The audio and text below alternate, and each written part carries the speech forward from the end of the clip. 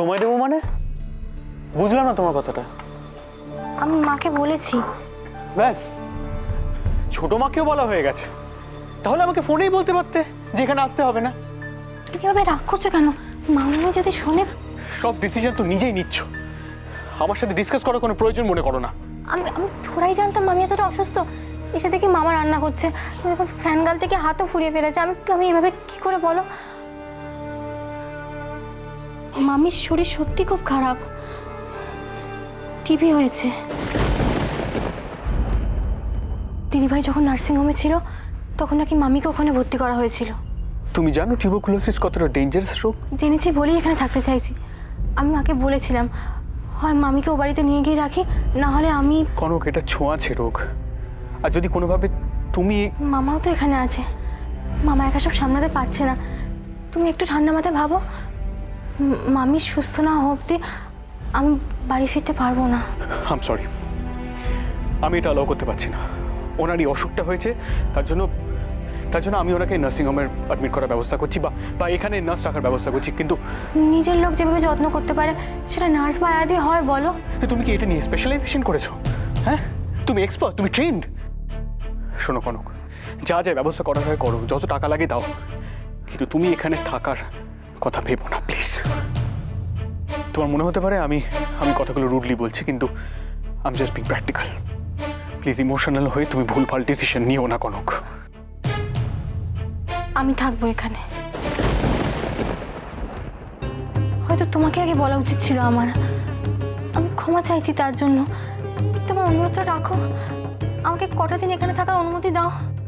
কনক, তুমি আমার কথাটা একটু ভাবো। আমি তোমাকে ছাড়া থাকতে পারবো না। সে কষ্ট কি আমার হবে না বলো? কিন্তু নিজেদের ভালো লাগা মন্দ লাগার জন্য নিজের কর্তব্যটা কি করে এড়িয়ে যাবো বলো?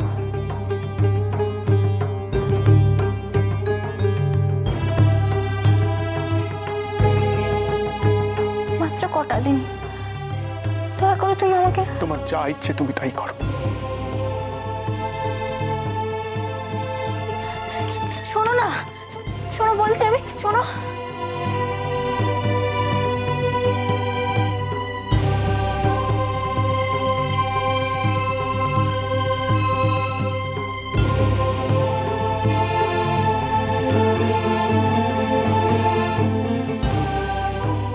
আমি দুঃখিত, এতটা স্বার্থপর হতে পারবো না আমি। আমাকে ভুল বুঝো না তুমি।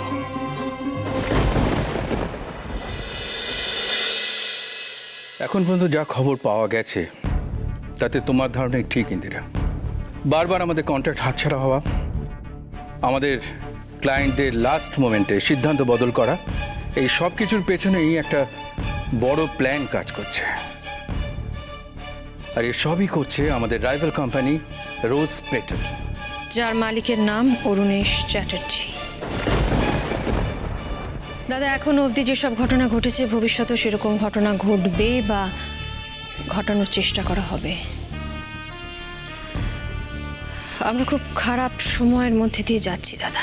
বিজনেসে ওঠাপড়া থাকে ইন্দিরা, তুমি এত টেনশন করো না ইন্দিরা। না দাদা, টেনশন নয়। বিজনেসে কোনো হেলদি কম্পিটিশন বা রাইভালরিকে আমি ভয় পাই না, কিন্তু ভয় পাই যখন এই রাইভালরা আমার পার্সোনাল সম্পর্কের মধ্যে ঢুকে পড়ে। সম্পর্কে হঠাৎ এরম একটা কথা? অনেক দিন পরে আমাদের সামনে একটা হার্ডেল এসছে ইন্দিরা। না দাদা, ঝড়। আমি পরিষ্কার করে আপনাকে বলতে পারছি না সবটা, কিন্তু আমার বিশ্বাস যে এই ঝড়টা খুব সহজে থেমে যাবে না। ইন্দিরা, তুমি আমাকে দাদা বলো, আর আমিও সব সময় তোমাকে বোনের মতো দেখি। কি হয়েছে? কেন এত টেনশন করছো তুমি? খুলে বলো না আমাকে। আপনার স্নেহ ভালোবাসাই আমার শক্তি দাদা। আপনারা সব সময় সবাই আমার পাশে থেকেছেন বলে আমি সাধারণ কবিরাজের মেয়ে ইন্দু থেকে আজ ইন্দিরা চৌধুরী হয়ে উঠতে পেরেছি। তবে আমার ভাবনা সবাইকে নিয়ে দাদা, আমি সবাইকে নিয়ে ভাবছি, আর এই মুহূর্তে ভাবছি রাধাকে নিয়ে। রাধা কাল থেকে আমাদের কোম্পানি জয়েন করবে। আমাদের বিজনেস সিক্রেট যিনি দেখতেন তার জায়গায়। তোমার সিদ্ধান্তের ব্যাপারে আমার কিছু বলার নেই ইন্দিরা, কিন্তু রাধা কি পারবে এরকম একটা ইম্পর্টেন্ট জায়গা সামলাতে এরকম একটা সিচুয়েশনে? তাছাড়া ওর কোনো প্রিভিয়াস এক্সপিরিয়েন্সও তো নেই। এই ঝুঁকিটা না হয় আমি আমার নিজের দায়িত্বে নিলাম। আরও একটা কথা বলতে চাই, আমাদের আয়ুর্বেদিক টনিক আর জুসের যে প্ল্যানটা আমি শুরু করতে চাইছি সেটার দায়িত্ব আমি দেব অভ্রকে। এই ব্যাপারে আমার কিছু বলার আছে ইন্দিরা। হ্যাঁ, অভ্র আগে থেকে অনেকটা সিনসিয়ার হয়েছে, কিন্তু এতটা দায়িত্ব জ্ঞান ওর হয়নি যে একটা বেস লেভেল থেকে প্ল্যানকে দাঁড় করাতে পারবে। তুমি অনেকগুলো ঝুঁকি একসঙ্গে নিয়ে ফেলছো ইন্দিরা। আমরা যদি ওকে রেসপন্সিবিলিটি না দিই তাহলে ও রেসপন্সিবল হবে কি করে দাদা? যথেষ্ট বড় হয়েছে অভ্র, দুটো মেয়ের বাবা, এখনো যদি দায়িত্ব না নেয় তাহলে আর কবে নেবে? সেটাই তো ছোট, বুঝাতো উনি এখনো ভাবেন অভ্র সেই ছোটটি রয়েছে। আপনার ভাবনা আপনার চিন্তা অমূলক, আমি এটা বলছি না দাদা, কিন্তু আমার ভরসা আছে অভ্রর ওপর। আমার বিশ্বাস ও ঠিক পারবে। কিন্তু কোনো প্রবলেম হলে তো আমরা আছি তো দাদা, আমরা ওর সঙ্গে থাকবো। বেশ। না অভ্র, তুমি নেই আমার পাশে, তুমি অনেক দিনই নেই। তুমি কি ভেবেছো আমাকে? আমি বোকা? দুজন বাচ্চার বাবা হওয়ার দায়িত্ব কতটা তুমি জানো অভ্র? তুমি কি করেছো আমার বাচ্চা দুটোর জন্য? আমার জন্যই বা কি করেছো তুমি? লিভার পেন আমি সহ্য করেছি, ওদেরকে বাড়িতে আমি নিয়ে এসেছি, ওদের খাওয়া দাওয়া ওষুধপত্র দেখাশোনা সবকিছু আমি করছি, আর তুমি কি করেছো অভ্র? অফিসের অজুহাত দিয়ে তুমি কোথায় কার কাছে বসে আছো অভ্র? তোমার যে একটা বাড়ি আছে, বাচ্চারা আছে, বউ আছে, এসব কিছু তুমি ভুলে যেতেই পারো। হ্যাঁ, তুমি অফিস থেকে দেরি করে বাড়ি ফিরতেই পারো, তবে একটা কথা তুমি পরিষ্কার কান খুলে শুনে রাখো অভ্র, এরপর থেকে যাই ঘটনা ঘটবে তার জন্য একমাত্র দায়ী হবে তুমি।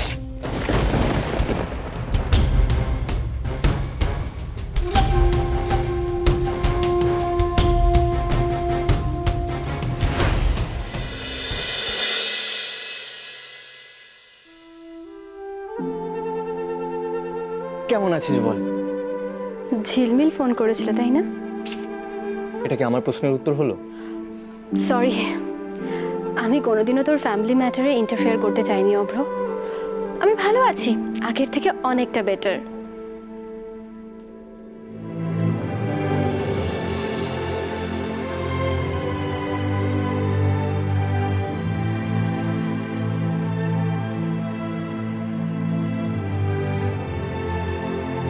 এটা কি অভ্র? তোর বার্থডে গিফট, নতুন ফ্ল্যাটের চাবি। এসব কি পাগলামি করছিস? তোর কি মাথা খারাপ হয়ে গেছে? অভ্র ধর, আমি নিতে পারবো না। আমার দেওয়া গিফট তুই আমাকে ফিরিয়ে দিবি? অভ্র, অ্যাটলিস্ট তুই নিজের কথা ভাব, তোর বেবিদের কথা। এতগুলো টাকা আমার জন্য নষ্ট করিস না, ধর। প্লিজ নিকিতা, আমি এখানে আসি একটু শ্বাস নেব বলে, তার মধ্যে সব বাড়ি গাড়ি টাকা পয়সা প্রপার্টি হিসেব এগুলো টেনে আনিস না প্লিজ। তার চেয়ে বরং চল না আমরা অন্য কোনো কথা বলি, কলেজের দিনগুলো নিয়ে কথা বলি। কলেজ? অভ্র, একটা গান গানা প্লিজ।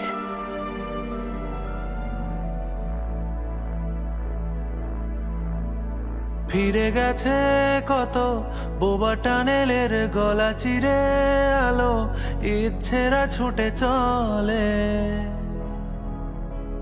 সারাটা দিন জুড়ে। তুমি আনাগোনা করেছো সেই সুরে, তার রং লেগে আছে অবুঝের পেন্সিল। ফিরে গেছে কত বোবা টানেলের গলা চিরে আলো, ইচ্ছেরা ছুটে চলে সারাটা দিন জুড়ে। তুমি আনাগোনা করেছো সেই সুরে, তার রং লেগে আছে অবুঝের পেন্সিল। ভালোবাসা বাকি আছে তোমারও আমার কাছে, যা চেয়েছো দিতে আমি পারি না। আমারও সময় ডালে ফুরিয়ে এসেছে পাতা, এত প্রেম কাছে এসে এলো না। যদি কোনো দিন তুমি দুহাত দিয়ে ঝিনুক কোড়াও, নেই আমি সেই অল্প ভাঙা গল্পগুলো কার সাথে বলো শব্দ ছুড়ে ফিরবো বাড়ি মাঝ রাতে। আমি তোমার কথা বলবো কাকে?